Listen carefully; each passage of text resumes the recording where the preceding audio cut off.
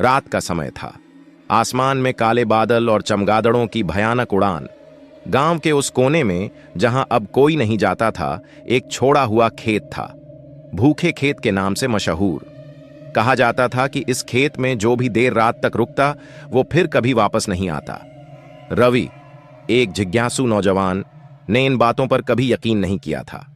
दोस्तों की शर्त जीतने के लिए वह उस खेत में गया। उसके पास सिर्फ एक टॉर्च और एक डरती हुई सांस थी। खेत में हवा सीटी बजा रही थी। सूखी फसल के बीच से सरसराहट सुनाई दी। रवि ने पीछे मुड़कर देखा, कोई नहीं था। वह घास के ढेर के पास बैठ गया, अपने डर को दबाते हुए। अचानक उसे लगा जैसे कोई उसके बहुत पास खड़ा है। टॉर्च की रोशनी जैसे ही घूमी, उसने देखा सामने एक पुतला खड़ा था, लेकिन उसकी आंखें चल रही थीं।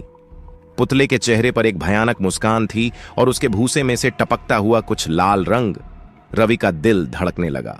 वह धीरे धीरे पीछे हटने लगा, लेकिन तभी वह पुतला हिलने लगा। उसकी बाहें फैल गईं और उसकी कर्कश आवाज गूंजी, मुझे बीज चाहिए, इंसानी बीज। रवि ने चीखने की कोशिश की, पर आवाज गले में ही अटक गई। खेत में फिर वही सन्नाटा छा गया। अगले दिन गांव वालों ने सिर्फ रवि की टॉर्च और उसके जूते पाए, और खेत के बीचों बीच एक नया पुतला जो बहुत हद तक रवि जैसा दिखता था।